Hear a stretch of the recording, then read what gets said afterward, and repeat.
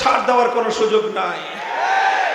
পরিষ্কার কথা, আউল বলো, ফাউল বলো, বাউল বলো, আবুল বলো আর বাউল বলো, যাই বলো, বাউল অর্থই তো বাংলায় আরবিতে হলো পেশাব বাউল।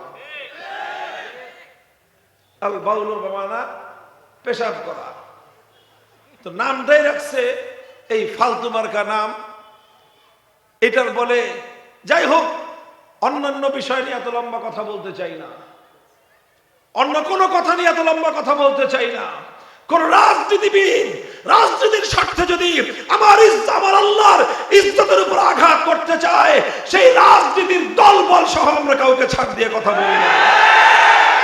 কোন প্রধানমন্ত্রী যদি, কোন রাষ্ট্রপতি, প্রধানমন্ত্রী যাই হোক, আমার আল্লাহর ইজ্জত নিয়ে যদি ছিনিমিনি খেলতে চায়, প্রধানমন্ত্রী রাষ্ট্রপতিকেও আমরা জিভ টেনে ছিঁড়ে ফেলবার হুমকি দিতে এক চুল পরিমাণ আমরা পরোয়া করি না।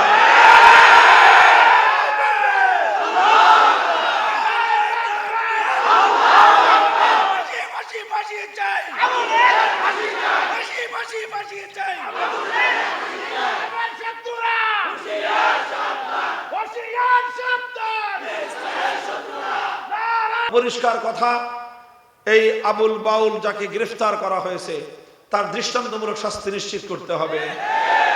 তার পক্ষে যারা নেমে, তার পক্ষ নিয়ে যারা আলেম ওলামাদের বিশুদ্ধার করেছে, প্রকারান্তরে তারাও আল্লাহর সঙ্গে কটূক্তি করেছে, তাদেরকেও তৌহিদি জনতা মুসলমান পরিষ্কার পয়গাম দিয়ে দিবেন। রাজনীতি করতে আসলে রাজনীতি করবেন, ইসলামের বিপক্ষে অবস্থান নিয়ে বাংলাদেশে রাজনীতি করার দিন শেষ। যদি ইসলামের বিপক্ষে অবস্থান নিতে হয়, অন্যদিকে চলে যান। আপা গেছে যেই পথে, আপনারাও চলে যান সেই পথে। সীমান্ত পাড়ি দিতে না পারলে বললেন, আমরা যে করে বেলাতে সীমান্ত পাড়ি করে দেব। এই দেশে থেকে ইসলামের বিরুদ্ধে বিসংকার করে আল্লাহর সম্মানের উপর আঘাত করার ব্যাপারে নমনীয়তা, নীরবতা অবলম্বন করে মুসলমানদের দেশে আগামীতে রাজনীতি করা যাবে না ইনশাআল্লাহ।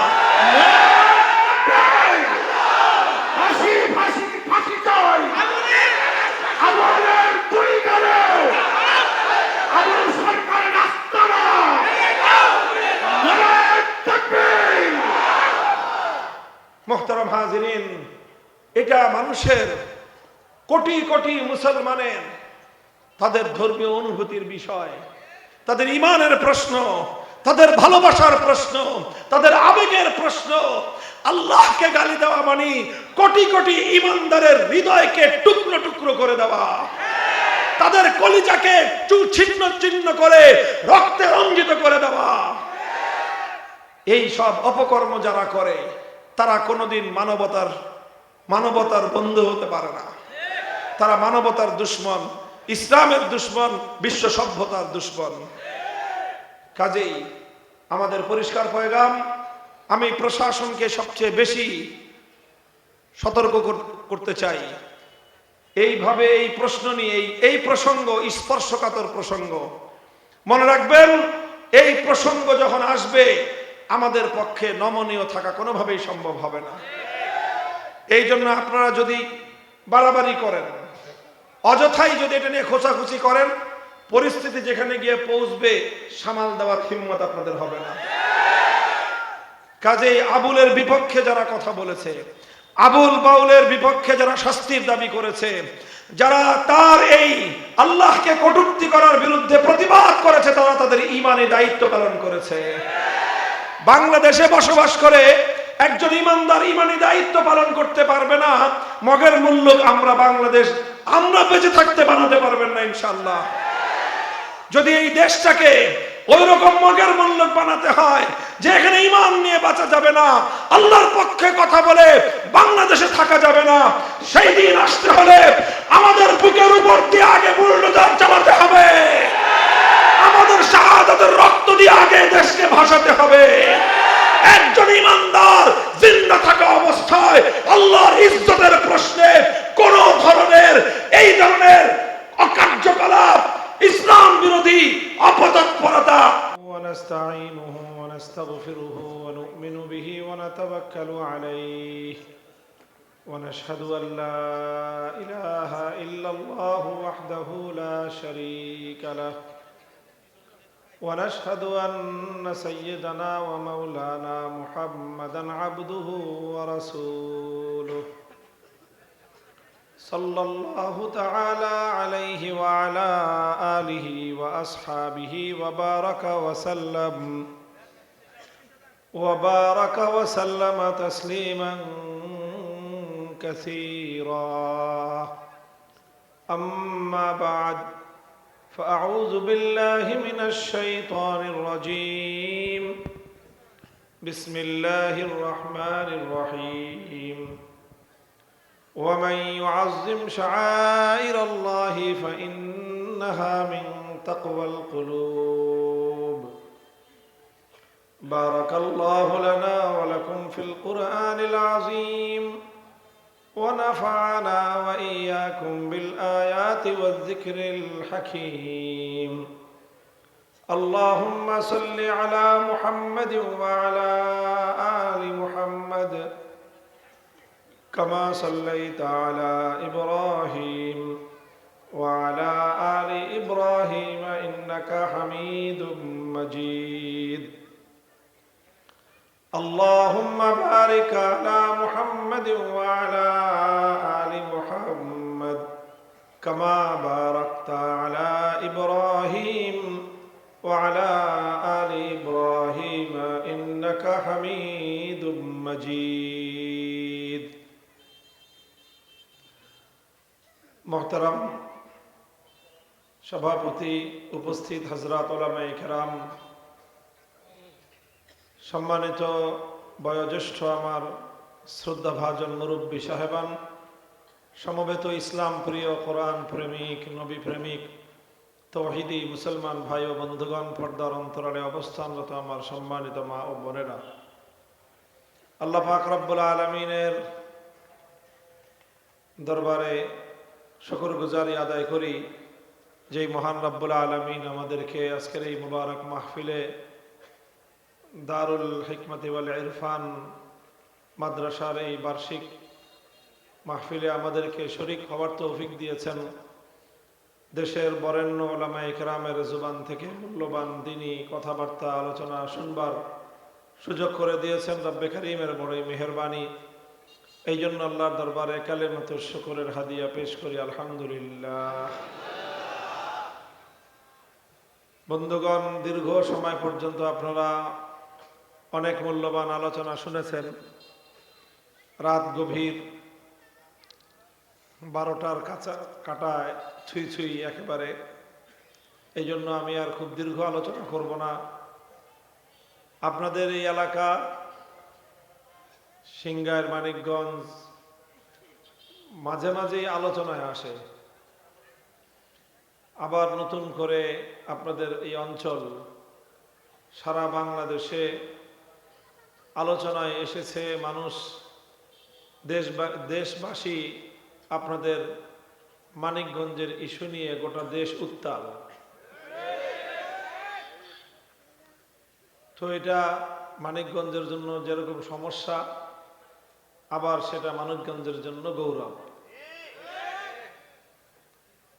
কাজেই আমি আশা করি যে আপনারা আজকের এই মাহফিলের পরে, এখানে বিপুল পরিমাণ মুসলমান উপস্থিত আছেন, আপনারা আপনাদের দায়িত্ব এবং কর্তব্যের বিষয়ে এখান থেকে একটা প্রেরণা, একটা চেতনা নিয়ে ইনশাআল্লাহ বাড়িতে ফিরবেন। আল্লাহ পাক রব্বুল আলামিন আমাদের সৃষ্টিকর্তা, তিনি আমাদের রক্ষাকর্তা, তিনি আমাদের পালনকর্তা, তিনি আমাদের হুকুমদাতা।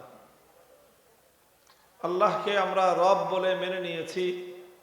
সেই রুহের জগতেই আল্লাহ আমাদেরকে রুহের জগতে সমগ্র আদম সন্তানকে একত্রিত করে আল্লাহ প্রশ্ন করেছিলেন, আলাস্তু বিরব্বিকুম, আমি কি তোমাদের রব না?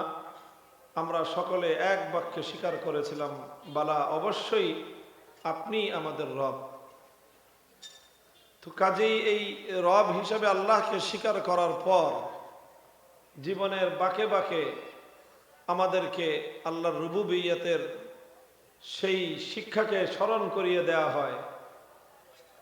আমাদের এই দুনিয়ার জীবন এটা হলো একটা পরীক্ষার হল। এখানে পরীক্ষা দেওয়ার পর যখনই আমি কবরের ঘাটিতে অবতীর্ণ হব, আমার কাছে এই দুনিয়ার পরীক্ষার হলের প্রস্তুতির উপর নির্ভর করে সেখানে আমাকে প্রশ্নপত্র দেওয়া হবে। তার মধ্যে প্রথম প্রশ্নই হবে মার রব্বুকা, বলো তোমার রবকে। সুতরাং আল্লাহর সাথে পরিচয়, আল্লাহকে জানা, আল্লাহকে চেনা এবং আল্লাহর সাথে সম্পর্ক গড়া, এটা একজন মুমিনের, একজন মানুষের সর্বপ্রধান দায়িত্ব। আল্লাহ পাক রব্বুল আলামিনের সম্মান ইজ্জত রক্ষা করা এটা আল্লাহর জন্য নয়, বরং বান্দার স্বার্থেই প্রয়োজন। আমরা যদি আল্লাহকে সম্মান করি, আপনাদের কি ধারণা তাহলে আল্লাহ পাকের ক্ষমতা বেড়ে যাবে? আর আমরা যদি আল্লাহকে সম্মান না করি, নাউজুবিল্লাহ, সারা দুনিয়ার মানুষ যদি আল্লাহকে অসম্মান করে, এতেও কি আমার আল্লাহ পাক রব্বুল আলামিনের প্রকৃত মর্যাদা, সম্মান, আল্লাহর ক্ষমতা, আল্লাহর বড়ত্ব এক চুল পরিমাণ কমবে? হাদিসের মধ্যে রাসূল আকরাম সাল্লাল্লাহু আলাইহি ওয়াসাল্লাম পরিষ্কার বলেছেন যে तमाम পৃথিবীর সমস্ত মানুষ এবং এই মানুষের সাথে সকল জিন একটা মাঠে যদি একত্রিত হয়, লাউ ইজতামাউ ফি সাঈদিন ওয়াহিদ, এরপরে তারা সকলে মিলে যদি কিয়ামত পর্যন্ত আল্লাহ পাক রব্বুল আলামিনের গুণকীর্তন করতে থাকে, তাহলে আল্লাহ পাক রব্বুল আলামিনের বড়ত্ব এক চুল পরিমাণ বাড়বে না। আর সমগ্র মানব জাতি, দানব মানব সব এক মাঠে একত্রিত হয়ে কিয়ামত পর্যন্ত যদি আল্লাহ পাক রব্বুল আলামিনের বদনাম করতে থাকে, আল্লাহ নাফরমানি করতে থাকে, আল্লাহকে অস্বীকার করতে থাকে, এতেও আল্লাহ পাক রব্বুল আলামিনের বড়ত্ব এক চুল পরিমাণ কমবে না। আমরা সকলেই আল্লাহর মুখাপেক্ষী, কিন্তু আল্লাহ আমাদের কারো মুখাপেক্ষী না। তো কাজেই আমাদের নিজেদের প্রয়োজনেই আল্লাহ পাক রব্বুল আলামিনের সম্মান, আল্লাহর মর্যাদা প্রশ্নে আমাদেরকে আপোষহীন থাকতে হবে। দুনিয়ার সব জায়গায় আপোষহীন থাকার শিক্ষা ইসলাম দেয় নাই। অধিকাংশ জায়গায় ইসলাম শিক্ষা দিয়েছে কম্প্রোমাইজ করো, ছাড় দাও, সর্বোচ্চ ছাড় দাও। কিছু কিছু জায়গায় আল্লাহ, আল্লাহর রসুল, কোরআন এবং ইসলামী ইতিহাসের শিক্ষা হলো কিছু কিছু জায়গা আছে সেখানে এক চুল পরিমাণ ছাড় নাই। আমি আপনাদেরকে আমাদের নবীজি হযরত মুহাম্মদুর রাসূলুল্লাহ সাল্লাল্লাহু আলাইহি ওয়াসাল্লাম আমাদের জন্য যার জীবনে রয়েছে সর্বোত্তম আদর্শ, সর্বোত্তম নমুনা, উসওয়ায়ে হাসানা, যিনি, তার জীবন আদর্শের দুইটা পাতা আমি আপনাদের সামনে খুলে ধরব। এর থেকেই আমরা আমাদের করণীয় আমরা ঠিক করতে পারবো। দেখেন, রাসূল আকরাম সাল্লাল্লাহু আলাইহি ওয়াসাল্লামের উপর যখন সর্বপ্রথম ওহী আসলো, আমরা জানি ইকরা বিসমি রাব্বিকাল্লাযী খালাকা, খালাকাল ইনসানা মিন আলাকিন, ইকরা ওয়া রাব্বুকাল আকরামুল্লাযী আল্লামা বিল কলামি, আল্লামাল ইনসানা মা লাম ইয়ালাম। 5 আয়াত একসাথে নাজিল হলো। নবীজি নবুয়ত প্রাপ্ত হলেন, ওহী আসলো, কোরআন নাজিল হওয়া শুরু হলো। এরপরে দীর্ঘদিন ওহী বন্ধ থাকলো। এটাকে ফাতরাতে ওহী, ওহী স্থগিত বা ওহীর আপনার এটাকে বলা হয় যে মধ্যখানে বিরতির সময়, বেশ অনেক একটা সময়, লম্বা সময় বিরতি থাকলো, ওহী আসে না। কোন কোন বর্ণনা মতে, এটা ঐতিহাসিকদের মতো পার্থক্য আছে যে ওহী আগমন কতদিন বিরতি ছিল। 3 বছর পর্যন্ত বর্ণনা আছে যে প্রথমবার ওহী আসার পর 3 বছর পর্যন্ত ওহীর আগমন বন্ধ ছিল, বিরতি ছিল। আল্লাহ পাক রব্বুল আলামিন একবার ওহী দিয়ে মুহাম্মদ সাল্লাল্লাহু আলাইহি ওয়াসাল্লামকে এই ওহীর ধকল সামলায়ে, এই ওহীর ভার, এই ওহীর ওজন, এই ওহীর গুরুত্ব, এই ওহীর ভারত্ব, এগুলো বহন করার জন্য 3টা বছর তাকে সময় দিয়েছেন যে আমি দিলাম, এবার আপনি নিজেকে প্রস্তুত করেন। 3 বছর রাসূল সাল্লাল্লাহু আলাইহি ওয়াসাল্লাম নিজেকে প্রস্তুত করলেন। 3 বছর পরে আল্লাহ পাক রব্বুল আলামিন নবীজিকে প্রথম হুকুম করলেন, যেই হুকুম মানুষের মধ্যে এসে বাস্তবায়ন করতে হবে। এটা উলামায়ে কেরাম লেখেন অনেকে যে আল্লাহর নবীর নবুয়তের জামানা কত বছর ছিল বলেন তো? কত বছর? 23 বছর। নবীজির নবুয়তের জামানা 23 বছর। আল্লাহর নবী নবুয়ত পেয়েছেন কয় বছর বয়সে? 40 বছরে। নবীজির ইন্তেকাল হয়েছে কয় বছরে? 63 বছর। তো কয় বছর হলো? 23 বছর। অনেকে বলেন যে আল্লাহর নবীর এই নবুয়তের 23 বছরের জীবনটা 2 ভাগে ভাগ। প্রথম 3 বছর নবুয়তের 3 বছর, পরের 20 বছর হলো রিসালাতের 20 বছর। এই বিষয়ে আমি খুব দীর্ঘ আলোচনা করব না, খালি একটু বোঝানোর জন্য। প্রথম 3 বছর হলো শুধু নবুয়তের, আর শেষ 20 বছর হলো রিসালাতের। বলবেন নবুয়ত আর রিসালাতের পার্থক্য কি? এখানে ছোট্ট একটু পার্থক্য আছে। নবুয়ত মানে হলো যার কাছে আল্লাহর পক্ষ থেকে ওহী আসে তাকে বলা হয় নবী।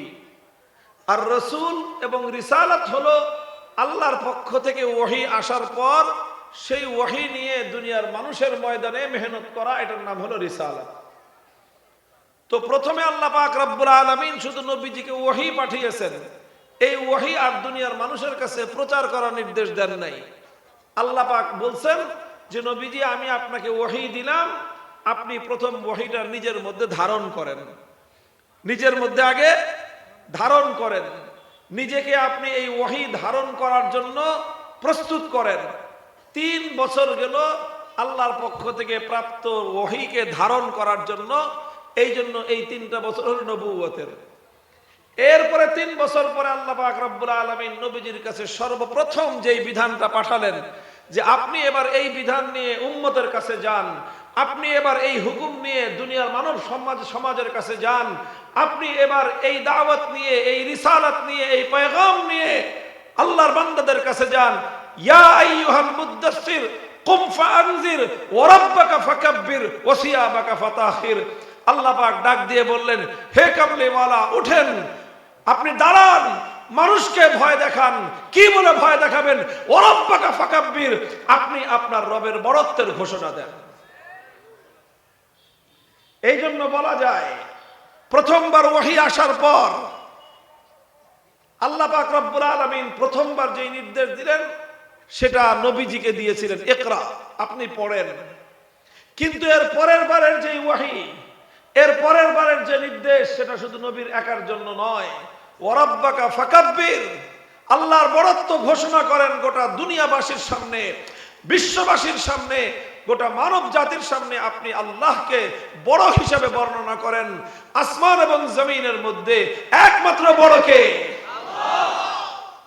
তাফসীরের সমস্ত মুফাসসিরিনগণ রাব্বাকা ফাকাব্বির এর অর্থই বলছেন ফাআজ্জিম, অর্থাৎ আল্লাহ পাকের মহত্বের ঘোষণা আপনি দেন। এই জন্য আল্লাহর বড়ত্বের ঘোষণা, আল্লাহর সম্মানের ঘোষণা, আল্লাহর মর্যাদার ঘোষণা, এটা সাধারণ কোনো বিধান নয়। নামাজের বিধান পরে এসেছে, রোজার বিধান পরে এসেছে, হজের বিধান পরে এসেছে, যাকাতের বিধান পরে এসেছে, পর্দার বিধান পরে এসেছে, জিহাদের বিধান পরে এসেছে, সব বিধান পরে এসেছে। সর্বপ্রথম আমার নবী যেই বিধান নিয়ে উম্মতের কাছে এসেছেন সেই বিধান হলো আল্লাহর সম্মান রক্ষা করো, আল্লাহর বড়ত্ব ঘোষণা করো।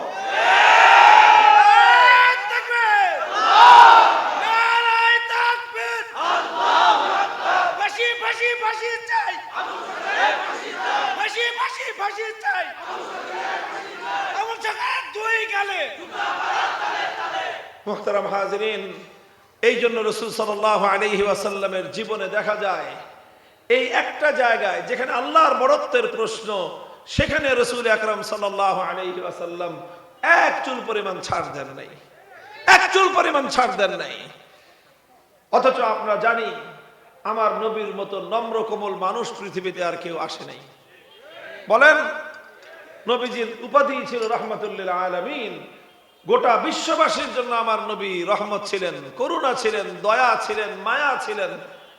কিন্তু আল্লাহর বড়ত্বের প্রশ্নে কারো দ্বারা যদি আমার আল্লাহর বড়ত্বের এক চুল পরিমাণ কোনো ব্যাঘাত ঘটেছে, নবী আকরাম সাল্লাল্লাহু আলাইহি ওয়াসাল্লাম সেটাকে সহ্য করেন নাই। আমরা ইতিহাস জানি, সপ্তম হিজরিতে রাসূল সাল্লাল্লাহু আলাইহি ওয়াসাল্লাম 1400 সাহাবায়ে কেরাম নিয়ে উমরার উদ্দেশ্যে পবিত্র মক্কার দিকে রওনা করলেন। হিজরতের পরে আর কোনোদিন আল্লাহর নবী মক্কায় যান নাই। এই প্রথম মক্কায় যাত্রা শুরু করলেন, সঙ্গে 1400 সাহাবী। নবীজি ইহরাম বাঁধলেন, জবাই করার জন্য সঙ্গে জানোয়ার নিয়ে নিলেন। 1400 সাহাবায়ে কেরাম রাসূল সাল্লাল্লাহু আলাইহি ওয়াসাল্লাম ইহরাম বেঁধে মক্কার উদ্দেশ্যে যাত্রা করলেন। মক্কার কাছাকাছি যখন পৌঁছলেন, নবীজির কাছে সংবাদ আসলো যে মক্কার কুরাইশের লোকেরা নবীজিকে বাধা দেওয়ার জন্য, তিনি যেন মক্কায় ঢুকতে না পারেন, প্রতিরোধ করার জন্য তারা সব রকম প্রস্তুতি নিয়ে রাখছে। কোনোভাবেই তারা আল্লাহর নবীকে পবিত্র মক্কায় ঢুকতে দিবে না। রাসূল সাল্লাল্লাহু আলাইহি ওয়াসাল্লাম স্বপ্নে দেখেছিলেন যে আল্লাহ পাক রব্বুল আলামিনের মেহেরবানিতে তিনি উমরা করতেছেন, এই জন্য তিনি স্বপ্ন দেখে মক্কার উদ্দেশ্যে রওনা হয়ে গেছেন। এদিক দিয়ে মক্কার লোকেরা ঢুকতে দিবে না কোনোভাবেই। আল্লাহর নবী সামনে ধীরে ধীরে অগ্রসর হচ্ছেন। একটা জায়গায় গিয়ে রাসূল সাল্লাল্লাহু আলাইহি ওয়াসাল্লামের যে উটনি ছিল, সেই উটনি বসে পড়ল। সাহাবায়ে কেরাম চেষ্টা করলেন উটনিকে উঠানোর জন্য, অনেক ধাক্কাইলেন, ই করলেন, কোনোভাবেই সে উঠে না। অনেকে মন্তব্য করলো খালাআতিল কাসওয়া, যে উটনি ক্লান্ত হয়ে গেছে। নবীজি বললেন মা খালাআতিল কাসওয়া ওয়া মা যাকা লাহা বিখুলুকিন ওয়ালাকিন হাবাসাহা হাবিসুল ফিল, যে আমার উটনি এটা আমাকে বহন করে, এর অভিধানে ক্লান্তি বলতে কোনো শব্দ নাই। সে ক্লান্ত হয় নাই, আমার উটনি ক্লান্ত হয় না। ক্লান্তি কি জিনিস সে জানে না। তবে আল্লাহর পক্ষ থেকে তার প্রতি নির্দেশ আসছে বসে পড়ার, এই জন্য আমরা যত যাই বলি খোদার হুকুম ছাড়া উটনি উঠবে না। তখন আল্লাহর নবীজি বুঝলেন যে আল্লাহর পক্ষ থেকে ইশারা আছে যে মক্কায় ঢোকা যাবে না, এখনো আরো সময় লাগবে। তখন রাসূল সাল্লাল্লাহু আলাইহি ওয়াসাল্লাম একটা কথা বলেছিলেন, সেই কথাটা আপনাদেরকে শোনানোর জন্য এই লম্বা কাহিনী বললাম। রাসূল সাল্লাল্লাহু আলাইহি ওয়াসাল্লাম তখন একটা কথা বলেছিলেন যে আজকে মক্কার কুরাইশরা যা বলবে সব মেনে নিব আমি, তারা যত শর্ত দেয় সব শর্ত আমি মেনে নিব, কিন্তু একটা শর্ত, যদি তারা আল্লাহর ঘর বাইতুল্লাহ এবং আল্লাহর সম্মান রক্ষা করে, আর বাকি যত শর্ত দিবে সব শর্ত আমি মেনে নেব। কিন্তু আল্লাহর সম্মান, বাইতুল্লাহর সম্মানে যদি এক চুল পরিমাণ তারা কোনো ঘাটতি করে, সেই ব্যাপারে তাদের সাথে আমি আপোষ করব না। শেষ পর্যন্ত অনেক লম্বা ইতিহাস, তারা অনেক রকম শর্ত দিল। সেই শর্তে আল্লাহর নবী নিজের সম্মান ছাড় দিলেন। তাদের সাথে একটা সন্ধি হলো, তাদের সাথে একটা চুক্তি হলো। সেই চুক্তির মধ্যে লেখা হইতেছিল যে এই চুক্তিটা একদিকে মুহাম্মদুর রাসূলুল্লাহ সাল্লাল্লাহু আলাইহি ওয়াসাল্লাম থাকবেন, আর অপর দিকে কুরাইশের পক্ষ থেকে সুহাইল ইবনে আমর নামে একজন ব্যক্তি, তাই সে কুরাইশের পক্ষ থেকে, আর মুহাম্মদুর রাসূলুল্লাহ সাল্লাল্লাহু আলাইহি ওয়াসাল্লাম থাকবেন ইসলামের পক্ষ থেকে। এই দুই পক্ষ চুক্তি হবে। তখন তারা আপত্তি করলো যে না, আপনার নাম মুহাম্মদুর রাসূলুল্লাহ লেখা যাবে না। কেন? কারণ আমরা তো আপনাকে রসুল মানি না। যদি আপনাকে রসুলই মানতাম তো আপনার সাথে আমাদের কোনো বিতর্কই থাকতো না। রাসূল সাল্লাল্লাহু আলাইহি ওয়াসাল্লাম দেখলেন যে ব্যস্ত লেগে গেছে শুরুতেই, চুক্তিতে লেখা হবে পরে, নামের মধ্যেই প্যাস। আল্লাহর নবীজি মেনে নিলেন, ঠিক আছে যাও। তারা বলল যে তাহলে কি লিখবো? তারা বলল যে আপনি মুহাম্মদ ইবনে আব্দুল্লাহ, আপনি মক্কায় থাকতে আমরা যেই চিনতাম আপনাকে ওটাই লেখেন। আপনি রসুলুল্লাহ কি রসুলুল্লাহ না, এটা তো মক্কার কুরাইশরা মানে না, সুতরাং যেটা মানে ওটা লেখেন। নবীজি বলেন ঠিক আছে যা, মেনে নিলাম তোদের কথা, তোমাদের কথা মেনে নিলাম। আল্লাহর নবীজি হযরত আলীকে বললেন, আলী ঠিক আছে রসুলুল্লাহ বাদ দিয়ে মুহাম্মদ ইবনে আব্দুল্লাহ লেখো। আলী বললেন যে জীবন যেতে পারে, আপনার নামের অংশ থেকে আমি রসুলুল্লাহ কাটবো, আলীর পক্ষে সেটা সম্ভব না। নবীজি তো নিজেরটা মানছেন। দেখেন এখানে কথা বুঝতে হবে, নবীজি তো মাইনে নিচ্ছেন কিন্তু উম্মত মানবে না। কথা বলেন ঠিক কিনা? নবীজি নিজের নামের সম্মানের জায়গায় ছাড় দিয়েছেন, কিন্তু কোন উম্মতের জন্য আল্লাহর পয়গম্বরের ইজ্জতের প্রশ্নে এক চুল পরিমাণ ছাড় দেওয়ার সুযোগ নাই। হযরত আলী বললেন, হুজুর আপনার সব কথা মানি, আপনার জন্য জীবন দিয়ে দিব, কিন্তু মাগার আপনার নামের এখান থেকে মুহাম্মদুর রাসূলুল্লাহ আমার জীবন থাকতে আমার পক্ষে কাটা সম্ভব না।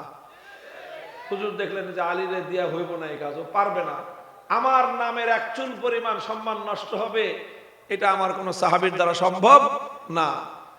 এই জন্য হুজুর আর কাউরে কিছু বললেন না, নিজের হাতে কলম নিয়ে নিজেই এটা কেটে নিজেই মুহাম্মদ ইবনে আব্দুল্লাহ লিখে দিলেন। এরপরে আলীরে বলেন বাকিটুকু তুমি লেখো। যাই হোক, আল্লাহর নবী এখানে ছাড় দিলেন, এখানে ছাড় দিলেন নবীজি। এরপরে গিয়ে তারা শর্ত করলো, কি শর্ত? যে আমাদের মধ্য থেকে মক্কাবাসী কেউ যদি কালেমা পড়ে আপনার মদিনায় চলে যায়, তাহলে তাকে আপনি ফেরত দিতে বাধ্য থাকবেন, কিন্তু আপনাদের ওখান থেকে কেউ যদি বেঈমান হয়ে আমাদের কাছে ফিরে আসে, তাহলে আপনি আর ফেরত নিতে পারবেন না। দেখেন কথাটা কিরকম, তোমার দলের লোক আমার দলে যোগ দিলে তুমি নিয়ে যেতে পারবা, কিন্তু আমার দলের লোক তোমার দলে যোগ দিলে আমি আর আনতে পারবো না। এটার কথা এখন এটা যুক্তিতে ধরে? কয় হুজুর এটা না মানলে চুক্তি নাই। নবীজি বলেন ঠিক আছে, যা, এটা মানলাম, এটাও মানলাম। কেউ কালেমা পড়ে চলে আসবে, তোমরা আসতে দিবা না, জুলুম করবা, অত্যাচার করবা, মারবা, পিটাইবা, রক্ত ঝরাইবা, মুসলমানের রক্ত ঝরবে, সেটাও মেনে নিলাম, যা, এরপরে আগা। এর মধ্যেই একজন সাহাবী হযরত আবু জান্দাল রাদিয়াল্লাহু তাআলা আনহু, যিনি কালেমা পড়েছিলেন, মক্কাওয়ালারা কালেমা পড়ার অপরাধে শেকল দিয়ে তাকে বেঁধে রাখছে, প্রতিদিন তাকে জুলুম করা হয়, অত্যাচার করা হয়, অবিচার করা হয়। সে সুযোগ পেয়ে শেকল নিয়ে লাফাইতে লাফাইতে মুসলমানদের মধ্যে এসে পড়ছে, চিৎকার করতেছে, হে মুসলমান ভাইয়েরা আমার, আমি কালেমা পড়ার অপরাধে মক্কার কাফের বেঈমানরা আমার উপরে এই জুলুম করতেছে, এখন যদি তোমরা আবার আমাকে ফেরত দিয়ে দাও, আমাকে বাড়িতে নিয়ে পিটায় চামড়া তুলে ফেলবে, তোমরা আমাকে ফেরত দিয়ে যাও না। মুহাম্মদুর রাসূলুল্লাহ সাল্লাল্লাহু আলাইহি ওয়াসাল্লাম চোখের পানি ঝরতেছে, হৃদয় ফেটে যাচ্ছে। আল্লাহর নবী আবু জান্দালকে বলেন, আবু জান্দাল সবর কর, যাও, ফেরত যাও, ইনশাআল্লাহ আমি বলে যাচ্ছি, ইনশাআল্লাহ আল্লাহ পাক তোমার মতো আরো যারা মজলুম আছে তাদের সকলের জন্য অতি দ্রুতই আল্লাহ এমন একটা ব্যবস্থা করবেন, তখন এই মক্কার কুরাইশরাই বলবে ভিক্ষা চাই না, কুত্তা সামলা। এবং আলহামদুলিল্লাহ সেটা হয়েছে। যাই হোক, তো আল্লাহর নবী এটাও মানলেন, আবু জান্দালকে ফেরত দিয়ে দিলেন। চিন্তা করতে পারেন যে একটা লোক কালেমা পড়ে আসছে, এইভাবে শেকল বাঁধা অবস্থায়, সে রক্তাক্ত অবস্থায় মুসলমানদের মধ্যে এসে নিজেকে পেশ করছে, সেই লোকটাকে পর্যন্ত কাফেররা বলল যে ওকে যদি ফেরত না দেন চুক্তি হবে না আপনাদের সাথে। নবীজি বললেন, আমি তো আগেই বলছি, আজকে শুধু একটা জিনিস নিয়ে ফিরবো, সেটা হলো আল্লাহর নামের সম্মান। আল্লাহর নামের সম্মান ছাড়া বাকি যা বলবি তারা সব মানবো, ঠিক আছে, যা, ওরে নিয়ে যা। মুসলমানকে কাফেরদের হাতে তখন আল্লাহর নবী এই সন্ধির ভিত্তিতে তাদের কাছে দিয়ে দিলেন। একটা একটা করে সব মানলেন। সাহাবায়ে কেরাম মন ভাঙ্গা অবস্থায় সব মেনে নিয়েছে, সব মেনে নিয়েছেন। উমরা করতে পারলেন না, হুদাইবিয়ায় মাথা হলক করে মদিনার দিকে ফিরে আসলেন। তারপরে আবার আল্লাহর নবীর নাম থেকে রাসূলুল্লাহটা নিজেই কেটে দিলেন, মুহাম্মদ ইবনে আব্দুল্লাহ লিখলেন। তারপরে আবার একজন মুসলমান ফিরে আসলে, কালেমা পড়ে মুসলমানদের মধ্যে আসলে তাকে ফেরত দিতে হবে, এইরকম শর্ত আল্লাহর নবী মেনে নিলেন। এমনকি একজন মুসলমানকে আল্লাহর নবী এই শর্তের কারণে ফেরত দিয়ে দিতে বাধ্য হলেন। সবকিছু আল্লাহর নবী মেনেছিলেন, কিন্তু আল্লাহর নবী আল্লাহর ইজ্জত এবং সম্মানের প্রশ্নে কোনো ছাড় দেন নাই। এই জন্য আল্লাহ পাক রব্বুল আলামিন কোরআনে আয়াত নাযিল করলেন, ইন্না ফাতাহনা লাকা ফাতহাম মুবিনা। ইন্না ফাতাহনা লাকা ফাতহাম মুবিনা। হে নবী, আপনি আজকে সব বিষয়ে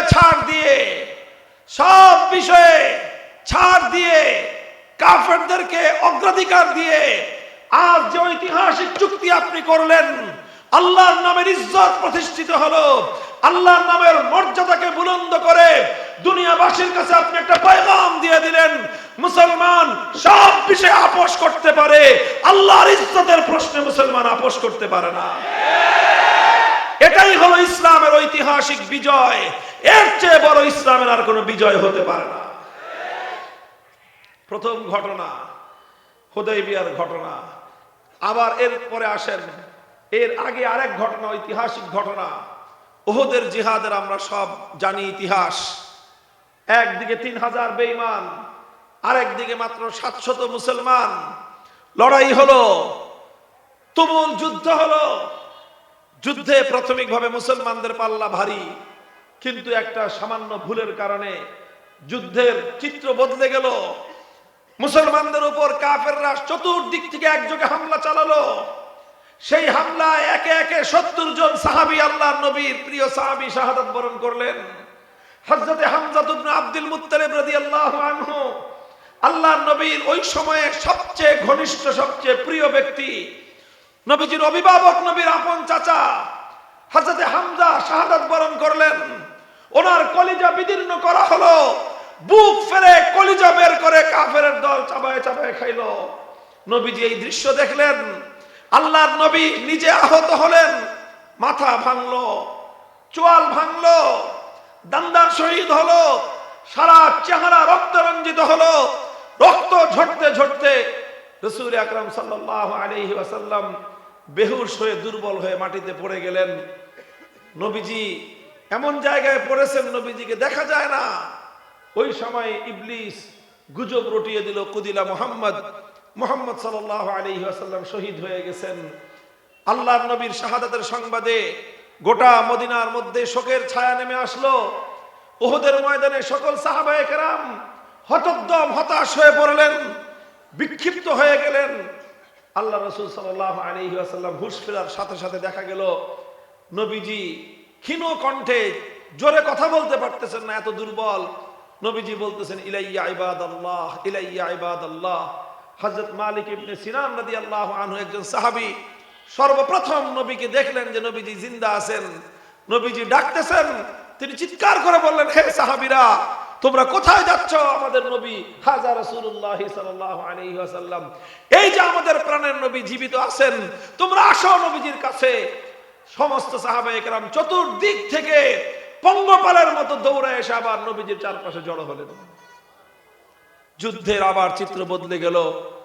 যুদ্ধ যখন শেষ পর্যায়ে, সাহাবায়ে কেরাম আল্লাহর নবীকে কেন্দ্র করে জড়ো হয়ে আছেন।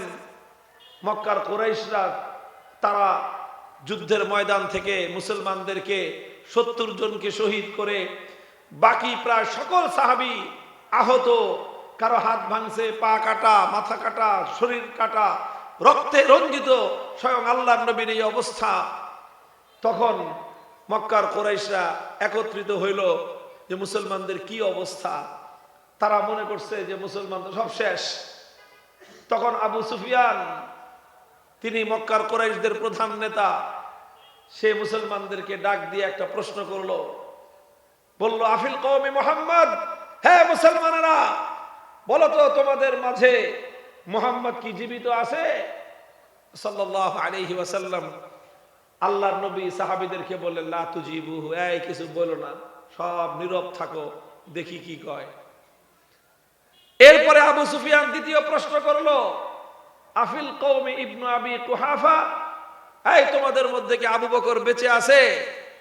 নবীজি এইবারও বললেন, লা তুজিবুহু, কিচ্ছু বলো না, দেখিও কি বলে। তৃতীয় প্রশ্ন করলো, আফিল কওমি ওমর, ওমর বেঁচে আছে? নবীজি এইবারও বললেন, লা তুজিবুহু, কিচ্ছু বলো না, দেখি কি কয়। তখন সে মন্তব্য করলো, ইন্নাহা উলাই কুতিলু লাউ কানু আহয়া আল আজাবু, ইন্নাহা উলাই কদ মাতু, এরা সবাই মুহাম্মদ, আবু বকর, ওমর, তারা সকলেই নিহত হয়ে গেছে।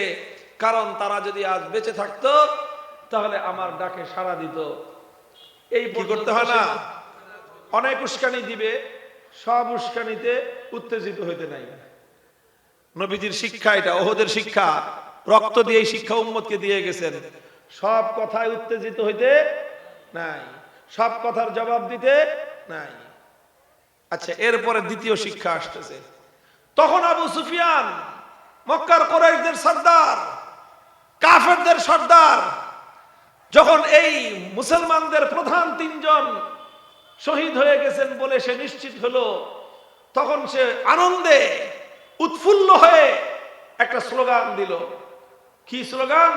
বলল ওলো হুবাল, ওলো হুবাল। সে বলল জয় হুবল। কি বলল?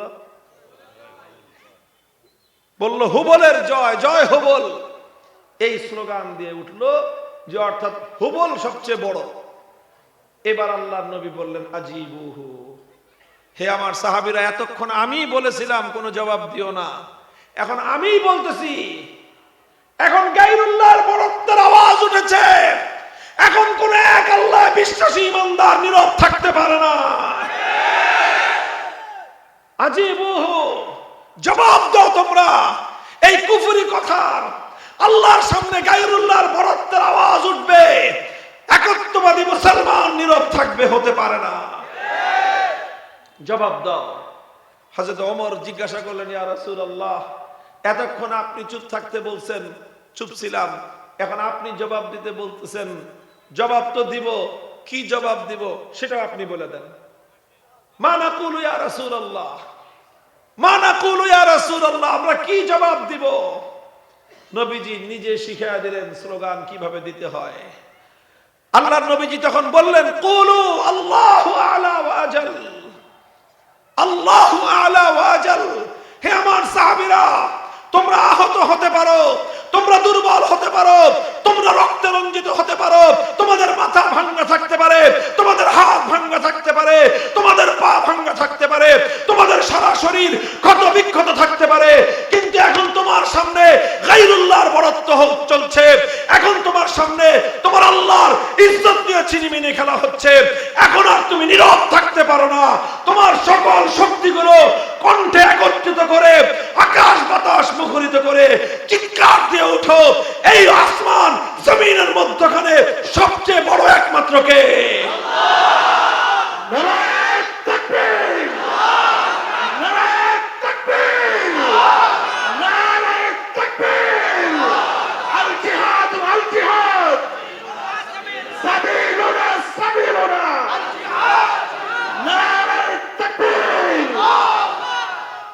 মুহতারাম হাজিরিন, এটা আমি কোনো গল্প বলি নাই, সহিহ বুখারী শরীফের হাদিস। এটা বুখারী শরীফ কিতাবুল মাগাজির বাবু গজওয়াতে উহুদ তালাশ করে দেখেন, এই পূর্ণ ঘটনা সেখানে বর্ণিত আছে।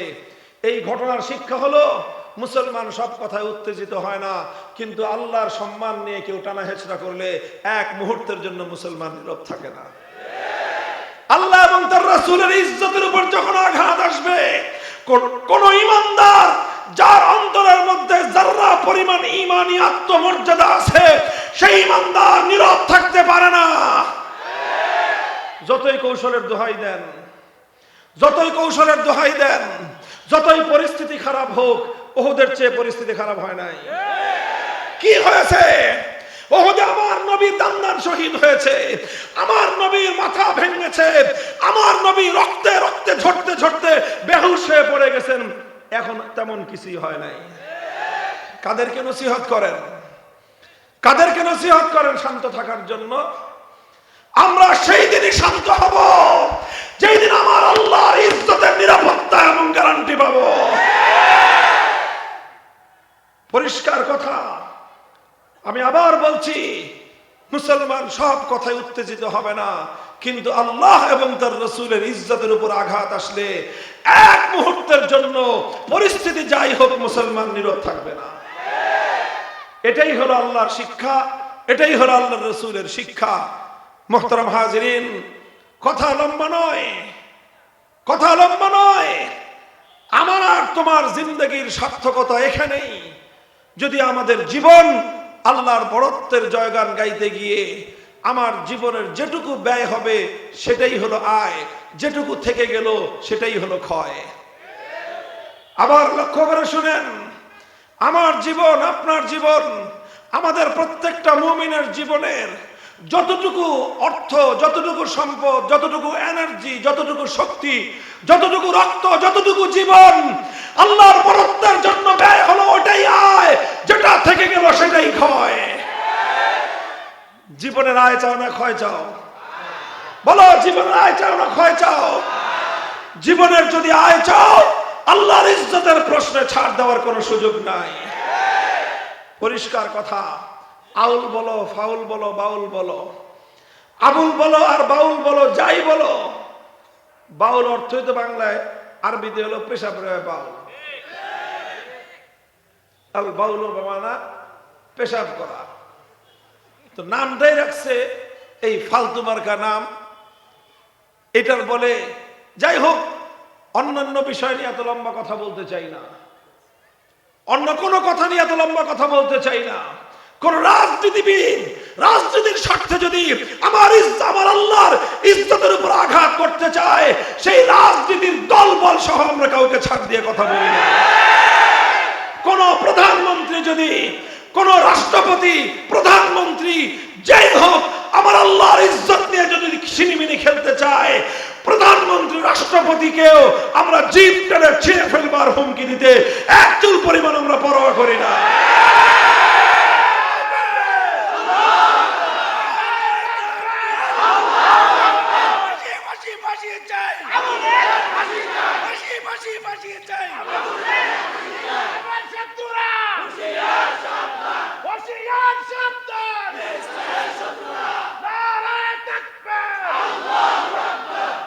সুতরাং এই প্রশ্নে মুমিনের পক্ষ থেকে কোনো ছাড় দেওয়ার অবকাশ নাই।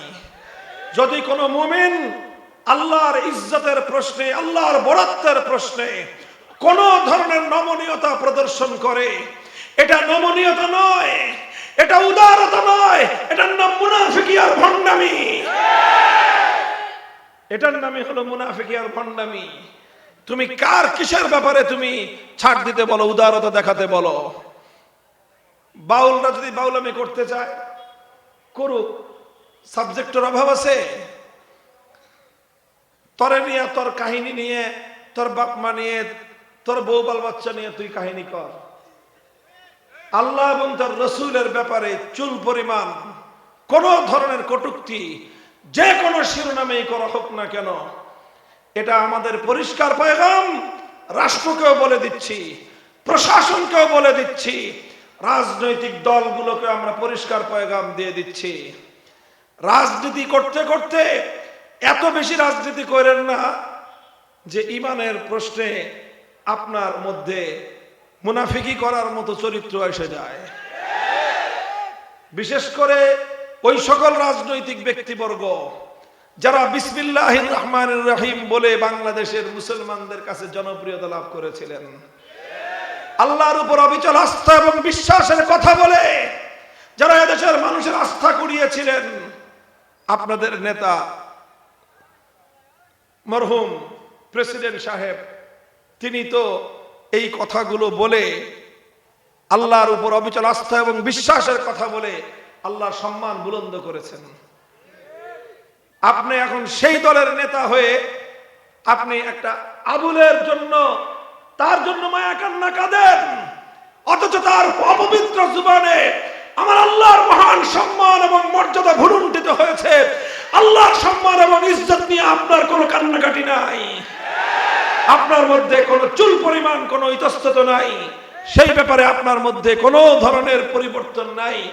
আপনি কোন ব্যক্তির, একজন ব্যক্তির বিষয় নিয়ে আপনার আল্লাহর প্রতি আপনার সেই মর্যাদা বোধ প্রকাশ করতে পারেন না, ব্যক্তির প্রতি মমত্ব প্রকাশ করতে আসছেন।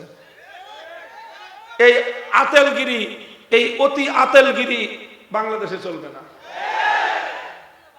কথা বলেন ঠিক কিনা বেঠিক? এই অতি আতেলগিরি, এটা আমরা সহ্য করি না। কথা বলেন। মুসলমান, কথা খুব লম্বা নয়, আমি আপনাদের সামনে রাসূল আকরাম সাল্লাল্লাহু আলাইহি ওয়াসাল্লামের জীবনের সূচনা লগ্ন থেকে আল্লাহ পাক তার নবীকে সর্বপ্রথম যেই নির্দেশটা দিয়েছেন, উম্মতের কাছে আমাদের নবী সর্বপ্রথম আল্লাহর যে হুকুম পৌঁছিয়েছেন, সেই হুকুম হলো ওয়ারাব্বাকা ফাকাব্বির, বড়ত্ব ঘোষণা করবে একমাত্র কার? সম্মান রক্ষা করব সবচেয়ে বেশি কার? আল্লাহর সম্মানের প্রশ্নে, আল্লাহর ইজ্জতের প্রশ্নে মুসলমান কোনোদিন আপোষ করতে পারে না। এই জায়গায় যেই মুসলমান আপোষ করতে যাবে, এটাকে উদারতা বলা হয় না, এটাকেই বলা হয় ভণ্ডামি, এটাকেই বলা হয় ঈমানের সাথে গাদ্দারি, এটাই বলা হয় আল্লাহর সঙ্গে গাদ্দারি।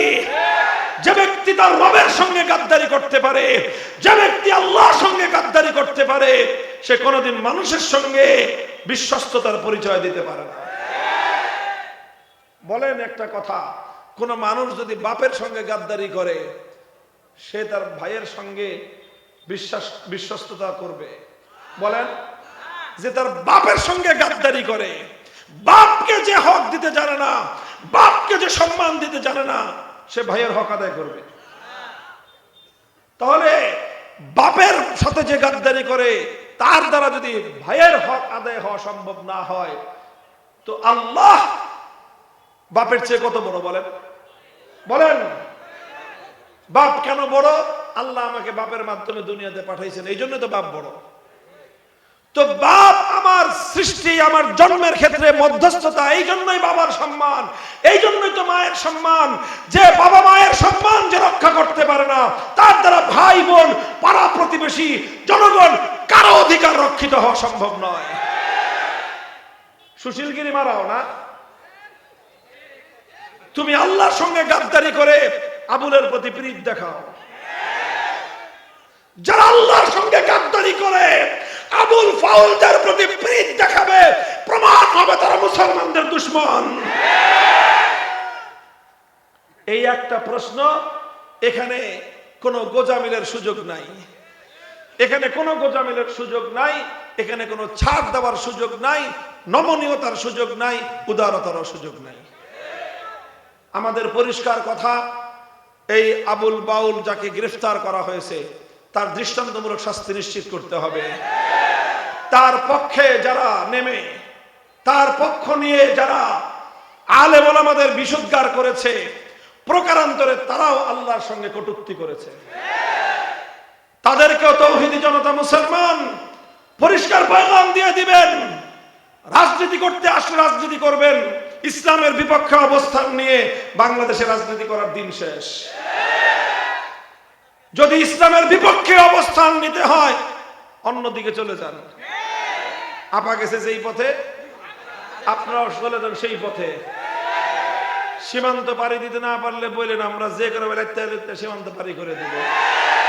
এই দেশে থেকে ইসলামের বিরুদ্ধে বিসংকার করে আল্লাহর সম্মানের উপর আঘাত করার ব্যাপারে নমনীয়তা, নীরবতা অবলম্বন করে মুসলমানদের দেশে আগামীতে রাজনীতি করা যাবে না ইনশাআল্লাহ।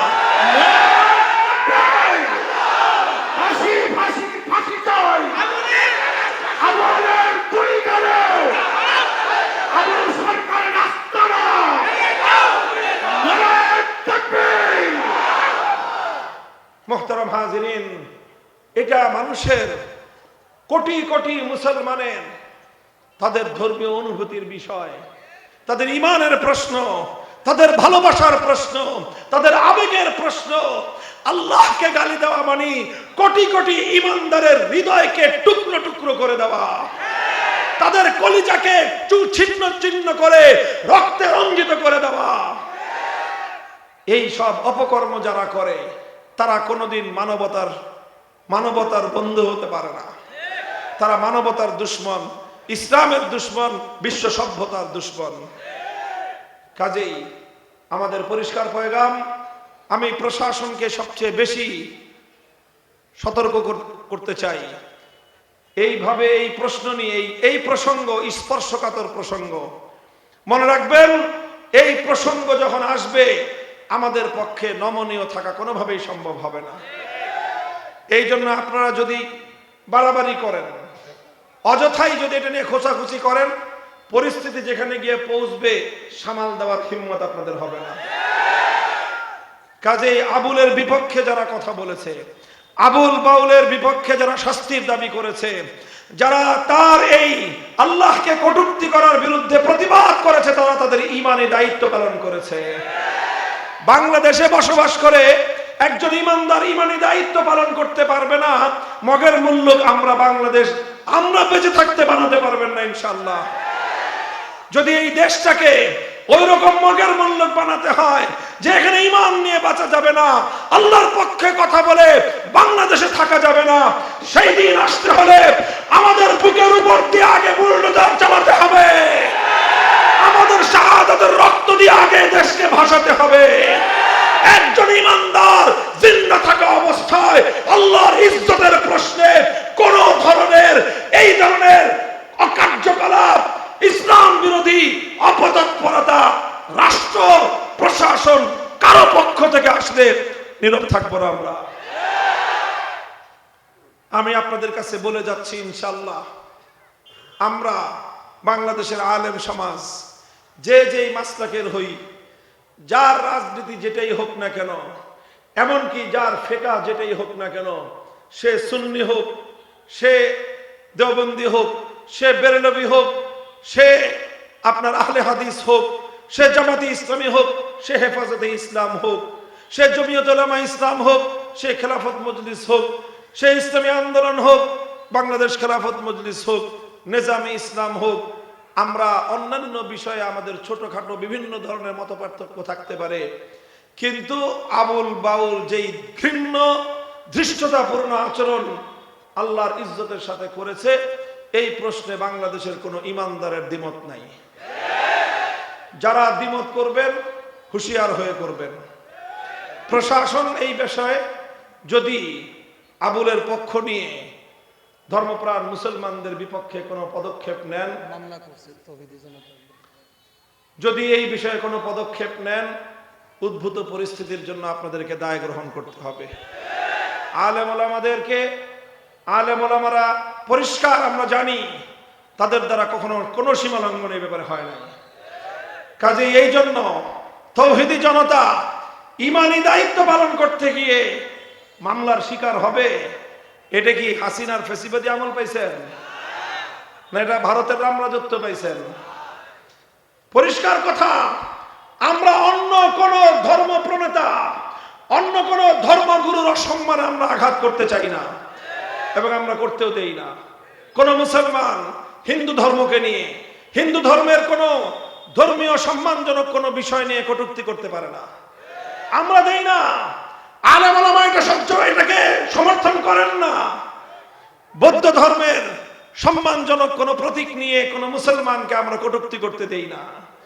খ্রিস্টানদের কোন সম্মান, ধর্মীয় কোন সম্মানজনক কোন বিষয় নিয়ে উপহাস করার, বিষোদ্গার করার কোন সুযোগ আলেম ওলামারা মুসলমানদেরকে দেয় না। তাহলে কি মুসলমান এবং ইসলাম লাওয়ারিস হয়ে গেল বাংলাদেশে? কাজেই যেই মামলা দায়ের করা হয়েছে, আমরা প্রশাসনকে বলবো যে আপনারা এই মামলা দ্রুত প্রত্যাহার করার ব্যবস্থা করেন। আল্লাহর ইজ্জত এবং সম্মান রক্ষা করতে গিয়ে যদি কেউ আক্রান্ত হয়, তখন তার পক্ষে ময়দানে অবতীর্ণ হওয়া আমাদের ঈমানি দায়িত্ব হয়ে দাঁড়াবে। আমরা তখন নামবই। কোনো বাধা, পৃথিবীর কোনো শক্তি, রাজনৈতিক কোনো পরিস্থিতি আমাদেরকে আমাদের আল্লাহর ইজ্জতের হেফাজতের আন্দোলনে মাঠে নামা থেকে বিরত রাখতে পারবে না ইনশাআল্লাহ। আল্লাহ পাক রব্বুল ইজ্জত আমাদের সকলকে মহান আল্লাহ পাক রব্বুল আলামিনের সম্মান এবং মর্যাদা বুলন্দ করার সর্বপ্রথম কোরআনী নির্দেশ অক্ষরে অক্ষরে বাস্তবায়ন করার তৌফিক দান করুন। ওয়া আখিরু দাওয়ানা আলহামদুলিল্লাহি রাব্বিল আলামিন। সুবহানাল্লাহি ওয়া বিহামদিহি সুবহানাল্লাহিল আযীম। আল্লাহুম্মা সাল্লি আলা মুহাম্মদ ওয়া আলা আলি মুহাম্মদ কামা সাল্লাইতা আলা ইব্রাহিম ওয়া আলা আলি ইব্রাহিম ইন্নাকা হামিদুম মাজিদ। ইয়া হাইয়্যু ইয়া কাইয়্যুম বিরহমাতিকা নাস্তাগীথ أصلح لنا شأننا كله ولا تكلنا إلى أنفسنا طرفة عين। إله العالمين رب العالمين محفل के अपने कबूल फरमान, दारुल हिकमत वल इरफान मदरसा के अपने कबूल फरमान, तालीम तरबियत तामीर मालियत सब दिक থেকে আল্লাহ আপনি তারাক্কি এবং উন্নতি দান করুন। সমস্ত হাজাতগুলোকে আল্লাহ আপনি গায়বের খাজানা থেকে পুরা করে দিন। ইলাহুল আলামিন রব্বুল আলামিন, হাজার হাজার ধর্মপ্রাণ মুসলমান আল্লাহ তারা আপনাকে ভালোবাসে, আপনার দ্বীনকে ভালোবাসে, আপনার নবীকে ভালোবাসে, আপনার কোরআনকে ভালোবাসে। আয় আল্লাহ, আমরা সবাই আপনার ইজ্জতের জন্য হাসি মুখে জীবন কোরবান করতে প্রস্তুত। আল্লাহ, আয় আল্লাহ, আমাদের প্রিয় সন্তান সন্ততি সহ জাত মাল সব আমরা লুটায় দিতে জানি, সব আমরা লুটায় দিতে পারি। মাবুদ গো, আপনার মহব্বত, আপনার দ্বীনের ভালোবাসা, আপনার নবীর ভালোবাসা, আপনার ইজ্জত এবং সম্মান রক্ষা করার জন্য আল্লাহ আমাদের মধ্যে সকলের মধ্যে সেই ঈমানি গায়রাত এবং ঈমানি দৃঢ়তা নসিব ফরমান। আল্লাহ, আমাদের এই দেশ, আমাদের এই মাটি, আমাদের এই জন্মভূমি, মাতৃভূমির প্রতি ইঞ্চি মাটিকে আল্লাহ পাক আপনি ইসলামের ঘাঁটি হিসেবে কবুল ফরমান। আল্লাহ, কালিমার ঝান্ডাকে সমুন্নত করে দিন। আল্লাহ, এই জমিনের মধ্যে আপনি আল্লাহ আপনার কোরআনের বিধানকে বাস্তবায়ন করার তৌফিক এনায়েত ফরমান। ইলাহুল আলামিন রব্বুল আলামিন, সকল ইসলাম বিরোধী অপশক্তির ষড়যন্ত্র এবং চক্রান্তের জাল থেকে আল্লাহ আমাদের এই জনপদকে আপনি হেফাজত ফরমান। ইলাহুল আলামিন রব্বুল আলামিন, অনেক মানুষ অসুস্থ আছে, আল্লাহ শেফায়ে কামিলা আদিলা কুল্লিয়া নসিব করুন। আয় আল্লাহ, আপনার বান্দি আয় আল্লাহ হাসপাতালে চিকিৎসাধীন, দেশবাসী তার জন্য উৎকণ্ঠিত। আয় আল্লাহ, আপনি আপনার বান্দিকে হায়াত থাকলে আল্লাহ নেক হায়াতের সাথে সুস্থতা নসিব ফরমান। ইলাহুল আলামিন রব্বুল আলামিন, জীবনের অন্তিম সময়ে দেশের জন্য, জনগণের জন্য ভালো যেই কাজগুলো করেছেন সেই উসিলায় আয় আল্লাহ তওব নসিব করে আয় আল্লাহ খাতেমা বিল খায়র নসিব ফরমায় দিয়েন। ইলাহুল আলামিন রব্বুল আলামিন, যতদিন আমরা হায়াতে আছি, বেঁচে আছি, আল্লাহ আপনি বাঁচিয়ে রাখছেন। আয় আল্লাহ, ইসলামের সাথে দ্বীনের পথে অটল এবং অবিচল থাকার তৌফিক ইনায়াত ফরমান। ইলাহুল আলামিন, গোটা এলাকার নিচে, মাটির নিচে যত মুমিন নারী পুরুষ শুয়ে আছে, আল্লাহ প্রত্যেকের কবরকে আপনি জান্নাতের বাগান বানিয়ে দিন। ইলাহুল আলামিন, যারা আপনার দ্বীনের জন্য, কোরআনের তালিমের জন্য সহযোগিতা করেছেন, করছেন, আল্লাহ তাদের প্রত্যেককে আপনি উত্তম বিনিময় নসিব ফরমান। ربنا تقبل منا إنك أنت السميع العليم وتب علينا يا مولانا إنك أنت التواب الرحيم سبحان ربك رب العزة عما يصفون وسلام على المرسلين والحمد لله رب العالمين.